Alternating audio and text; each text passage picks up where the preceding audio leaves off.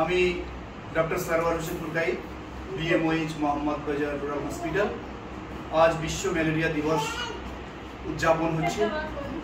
আমরা আজকের দিনে ম্যালেরিয়া সম্পর্কে কিছু ধারণা রাখব যে ম্যালেরিয়াটা কি।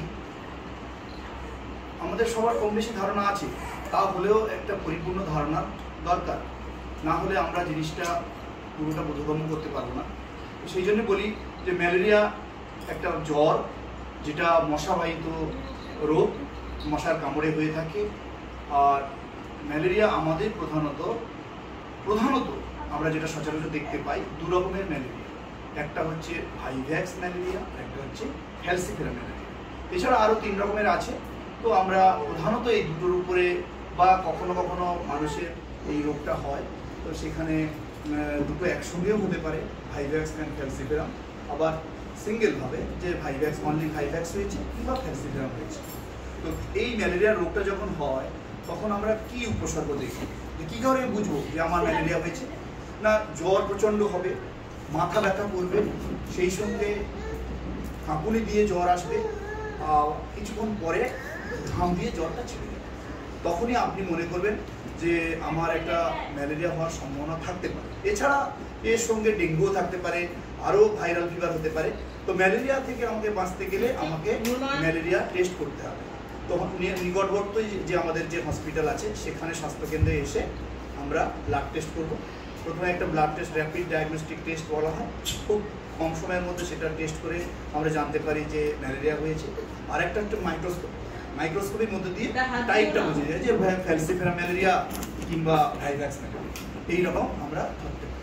তারপরে কি করব না, আমরা ডাক্তারের পরামর্শ মতে আমরা এর যে চিকিৎসা আছে সেই চিকিৎসাটা কমপ্লিট করব। চিকিৎসার মধ্যে মেডিসিন অনেক রকমের আছে, পুরো কমপ্লিট মেডিসিন নিতে হবে, না হলে ম্যালেরিয়ার জীবাণুটা আমাদের শরীর থেকে মুক্তি পাবে। তো সেই জন্য আমাদের চিকিৎসার উপরে জোর দিতে হবে। আর কি করতে হবে না, নিজেদের কিছু আমাদের সতর্কতা অবলম্বন করতে হবে মশা থেকে বাঁচার জন্য। কারণ হলো যে আমরা যে পরিবেশে বাস করি সেই পরিবেশটা কেমন আছে লক্ষ্য করা, যে ঝোপঝাড়, তারপরে মনে করুন ড্রেনে জল জমে আছে, কি গামলা, কি কন্টেনার, বিভিন্ন রকমের ঘটি বাটিতে জল জমে পড়ে থাকে, আমরা সেগুলো খেয়াল করি না। হ্যাঁ, তো সেগুলোতে মশারা ডিম পাড়ে, তারপরে সেটা লার্ভা তৈরি হয়, তারপরে পূর্ণাঙ্গ মশা তৈরি হয়ে আবার তারা পরজীবী দ্বারা আক্রান্ত হয়ে আমাদের শরীরে যদি বাইট করে, কামড় দেয়, আবার ম্যালেরিয়া হতে পারে। সেই জন্য আমরা সেগুলো মুক্তি করবো। কীরকম না, জল জমতে দেবো না, যেখানে সেখানে ঝোপঝাড় পরিষ্কার রাখবো। আর যে কন্টেনারে যেখানে জল জমে সেগুলো উল্টে দেবো।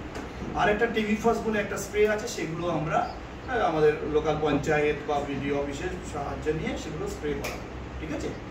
আর কি করতে হবে না, মসকুইটো নেট যেটা মশারি বলা হয় সেগুলো রাতে ব্যবহার করবো। আর নিজেরা বিভিন্ন রকম কেমিক্যালস আছে, মেডিসিন কেমিক্যালস, সেগুলো ইউজ করবো করে আমরা ঘুমাবো। তাতে কী হবে, মশার কামড় থেকে মুক্তি।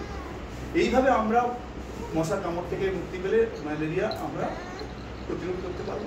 আর আমাদের টার্গেট আছে যে 2030 সালের মধ্যে আমরা এই এলিমিনেশনটা, এটা মুক্তি হোক ম্যালেরিয়া রোগ থেকে। আমরা এর জন্য আমরা দৃঢ় প্রতিজ্ঞ থাকবো সবাই।